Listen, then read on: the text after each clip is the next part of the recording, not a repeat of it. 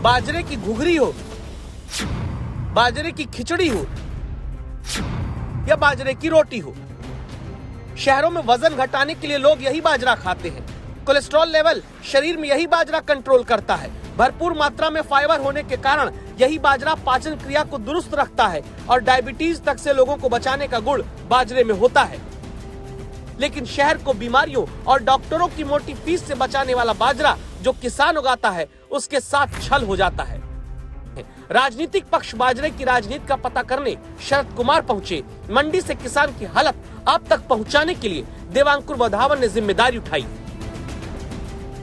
राजस्थान की गिनती बाजरे की उपज को लेकर देश के अग्रणी राज्यों में होती है।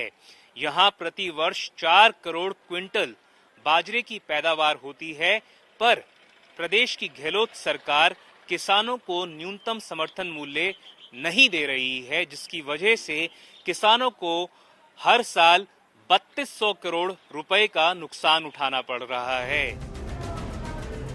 कांग्रेस महासचिव प्रियंका गांधी उत्तर प्रदेश में किसानों के लिए जब मुद्दा उठाती हैं, तो क्या कहती हैं? जरा पहले इसको सुनिए। सरकार पूरी तरह से फेल है। किसानों के प्रति सरकार ने किसानों को एकदम पूरी तरह से नकारा है। सवाल है कि फिर राजस्थान की कांग्रेस सरकार क्यों नहीं किसानों की सुनती? क्यों राजस्थान की मंडी में बाजरा किसान लेकर आया तो खरीदने वाली सरकारी नीति और नियत दोनों गायब है?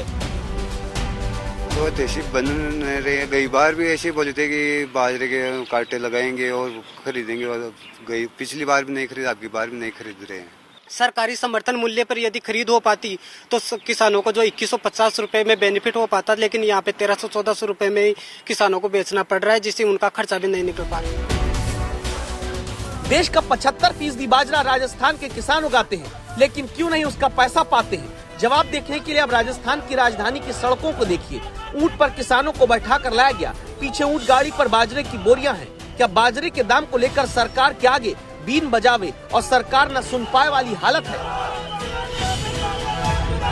राजस्थान में बम्पर बाजरा हुआ है, सरकार कम से कम खरीदे, क्योंकि केंद्र सरकार ने एमएसपी घोषित कर रखी है। उसका फायदा राजस्थान के किसानों को मिलना चाहिए, जो कि नहीं मिल रहा है। अब सरकार अगर जागती भी है और खरीदती भी है विलंब से, तब तक होगा क्या कि किसानों को पैसे की जरूरत होती है, वो औने पौने भाव में बेच आएंगे मंडियां, और फिर क्या है कि बिचौलिए उसे एमएसपी पे खरीदेंगे। इसलिए सरकार को जल्दी से जल्दी खरीद करनी चाहिए। संवाददाता शरद कुमार ने पूछा कि आखिर राजस्थान के किसान का बाजरा गहलोत सरकार क्यों नहीं खरीद रही? एमएसपी लागू कर दी 2250 रुपए प्रति क्विंटल, लेकिन ये तो 1200 भी नहीं मिलता बाजार में। हाँ, मैं वही बता रहा हूँ। बगल की सरकार हरियाणा की एमएसपी पे बाजरा खरीद रही है। हमारा राजस्थान का किसान अब की बार हरियाणा में बाजरा नहीं बेच सकता, कुछ नीति में परिवर्तन हुआ है इसलिए।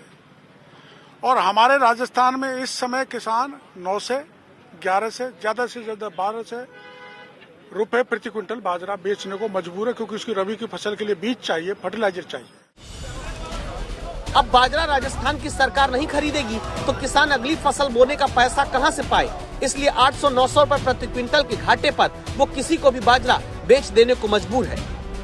राजस्थान विधानसभा में यह कानून पारित किया गया है कि एमएसपी पर नहीं खरीदने पर जेल हो सकता है, अपराध है एमएसपी पर नहीं खरीदना।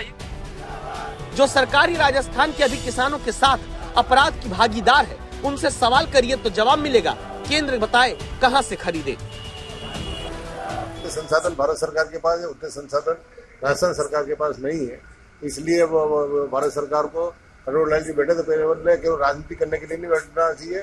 पीड़ा को अगर दूर करना है तो अपनी मांग को भारत सरकार में अलग अलग पार्टी बना के सब जगह दौड़ते फिर वापस भारतीय जनता पार्टी के सांसद हैं, तो उनको ये बात अपनी सरकार से कहनी चाहिए दिल्ली में, और पूरा फंड अवेलेबल कराए तो खाद्य विभाग नोडल विभाग है तो वो खरीद लें। कुल मिलाकर कहानी ये कि बाजरे दा सिट्टा गाने पर करोड़ों रुपए कमाए जा सकते हैं। करोड़ों लोग भारत में बाजरे दा सिट्टा गाने पर रील अपनी बना सकते हैं, लेकिन बाजरा उगाने वाला किसान बाजरे की सियासत में फंसा रह जाएगा, इस साल भी हर साल की तरह।